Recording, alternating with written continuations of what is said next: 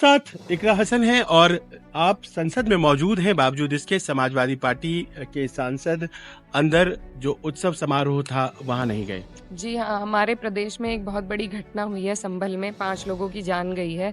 तो जो संविधान हमें विरोध का अधिकार देता है, उस अधिकार का पालन करते हुए कुछ लोगों ने वहाँ पर अपना विरोध दर्ज कराना चाहा था, लेकिन सीधे सीधे गोली मारकर उनकी हत्या कर दी गई। दोस्तों, आज संविधान दिवस है, लेकिन समाजवादी पार्टी ने अपना सालाना जलसा मनाने से इनकार कर दिया है। इसकी वजह है संभल में हुई वो दर्दनाक घटना जिसने पूरे देश को हिलाकर रख दिया। समाजवादी पार्टी के सांसद इकरा हसन ने इस घटना को लेकर गहरी नाराजगी जताई है। उन्होंने कहा, जो संभल में हुआ वो बहुत ही गलत हुआ। एक बार सर्वे होने के बाद दोबारा सर्वे नहीं कराना चाहिए था। आपको बता दें कि इस घटना में 5 लोगों की मौत हो गई थी। इकरा हसन ने इन लोगों के प्रति अपनी संवेदनाएं व्यक्त करते हुए कहा, ये भी हमारे लोग हैं। पुलिस को गोली नहीं चलानी चाहिए थी। रोकने के और भी तरीके हो सकते थे। सवाल ये उठता है कि आखिरकार पुलिस ने ऐसे कदम क्यों उठाया जो लोगों की जान जाने का कारण बना।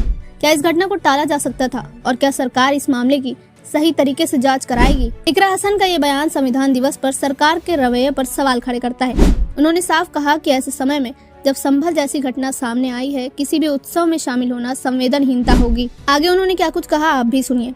इकरा हसन हैं और आप संसद में मौजूद हैं। बावजूद इसके समाजवादी पार्टी के सांसद अंदर जो उत्सव समारोह था वहां नहीं गए।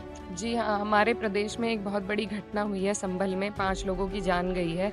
तो जो संविधान हमें विरोध का अधिकार देता है, उस अधिकार का पालन करते हुए कुछ लोगों ने वहाँ पर अपना विरोध दर्ज कराना चाहा था, लेकिन सीधे सीधे गोली मारकर उनकी हत्या कर दी गई। तो उसके विरोध में हम संविधान का सबसे ज़्यादा सम्मान करते हैं, पालन करते हैं, लेकिन जो केंद्र में सरकार है, उन्हीं लोगों की सरकार राज्य में है, और जिस तरीके से वो संविधान की धज्जियां उड़ा रहे हैं, उनके साथ हमें खड़ा होना इस पावन दिन पर उचित नहीं है। तो क्या ये बताने की आप लोग कोशिश कर रहे थे कि संविधान दरअसल खतरे में है और इसी कारण से आप एक स्टेटमेंट दे रहे हैं अपनी एब्सेंस के जरिए? जी, आप समझ सकते हैं, वो भी हो सकता है, लेकिन मन बहुत दुखी है हमारा, और हमें नहीं उचित लगा कि जहाँ ऐसी घटना हो रही है उस दिन इस तरीके से यहाँ पर हम उसी सरकार के साथ एक साथ खड़े होते नजर आए। देखिए, संभल में आपकी पार्टी का डेलीगेशन जाना था, लेकिन वहाँ एडमिनिस्ट्रेशन के द्वारा ये कह दिया गया है 30 तारीख तक जो हालात हैं वहाँ के वो दुरुस्त नहीं है, उसके बाद ही कोई डेलीगेशन या नेतागण वहाँ जा सकते हैं। फिर ऐसे में समाजवादी पार्टी का डेलीगेशन वहाँ जा करके विपक्ष जो भी करे, लेकिन भारतीय जनता पार्टी कहती है राजनीतिक ब्राउनी पॉइंट्स स्कोर करने की कोशिश है। जी नहीं, देखिए, विपक्ष की और पक्ष की दोनों की ही ज़रूरत होती है राजनीति में, और अगर सत्ता पक्ष कुछ गलत कर रहा है तो उसकी आवाज़ उठाने की जिम्मेदारी सबसे पहले विपक्ष की है। हमारी पार्टी उत्तर प्रदेश की मुख्य पार्टी है और हमारा जाना वहाँ निश्चित है। आज नहीं कल जब भी होगा हम ज़रूर जाएंगे, अपने लोगों के साथ हैं, लगातार उनसे बात चल रही है। हमारे जो वहाँ से सांसद हैं वो लगातार अपने लोगों के टच में हैं, जैसी भी मदद हो रही है। कल हमने नोटिस डाला था, कल भी सदन स्थगित कर दिया गया, कल हम दोबारा नोटिस डालेंगे, और हम इस मुद्दे को इतनी आसानी से नहीं छोड़ेंगे। हम इसको पूरी तरीके से उठाने का सदन में काम करेंगे। आखिरी प्रश्न, कोर्ट के हुक्म की तामील हो रही थी जिस दिन ये संभल में घटना घटी, आपके पास भी जानकारियां पहुंची होंगी, कौन लोग थे जो कोर्ट के हुक्म की तामील नहीं होने दे रहे? देखिए, कोर्ट के हुक्म की तामीर से किसी को दिक्कत नहीं है। कोर्ट का हुक्म था, एक बार सर्वे हो चुका था, जब शांति प्रिय तरीके से एक बार सर्वे हो चुका था, लेकिन उत्तर प्रदेश की जो मौजूदा सरकार है उन्हें बर्दाश्त नहीं हुई ये बात भाजपा सरकार को। उन्होंने दोबारा एक सर्वे टीम वहाँ पर भेजी, और फिर कुछ दंगई, कुछ उपद्रवी उनके साथ गए जो नारेबाजी वहाँ तरह तरह की करने लगे।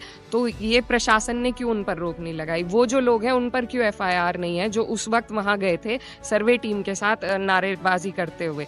उसके विरोध में कुछ लोग वहाँ पर ऐसे गंभीर विषय में, तो प्रशासन को ही सचेत रहना चाहिए था कि कोई इस तरह के लोग उनके साथ ना जाए, क्योंकि देखिए धार्मिक विषय है, इमोशनल विषय होता है हर समुदाय के लिए। तो ऐसे में नारेबाजी करके दूसरे को चिढ़ाना ये उचित नहीं है। पत्थरबाजी बहाना लिया गया है पत्थरबाजी का। विरोध अपना दर्ज कराने का अधिकार हमारे संविधान से ही हमें मिला है। कुछ लोग अगर वहाँ पर उन लोगों के प्रति अपना विरोध दर्ज करा रहे थे, तो फिर भी मैं उचित ये नहीं मानती कि गोली किसी भी हालात में वहाँ प्रशासन को चलानी चाहिए थी। और भी तरीके हैं, लगातार भीड़ को रोकने का काम यहाँ की पुलिस प्रशासन अच्छी तरह जानती है, लेकिन ये षड्यंत्र के तहत और द्वेष भावना के तहत और सरकार के। दोस्तों, जैसा कि आपने सुना इकरा हसन ने क्या कुछ कहा, तो अब सवाल यह है कि क्या संविधान दिवस जैसे मौके पर जनता की आवाज सुनने के बजाय ऐसी घटनाओं पर पर्दा डाला जाएगा, या फिर सरकार उन 5 परिवारों को न्याय दिलाने के लिए कोई ठोस कदम उठाएगी। आप इस घटना पर क्या सोचते हैं? क्या पुलिस को गोली चलाने का अधिकार था या कोई और रास्ता अपनाया जा सकता था? अपनी राय हमें कमेंट में जरूर बताएं और ऐसे ही अपडेट्स के लिए चैनल को सब्सक्राइब करना ना भूलें।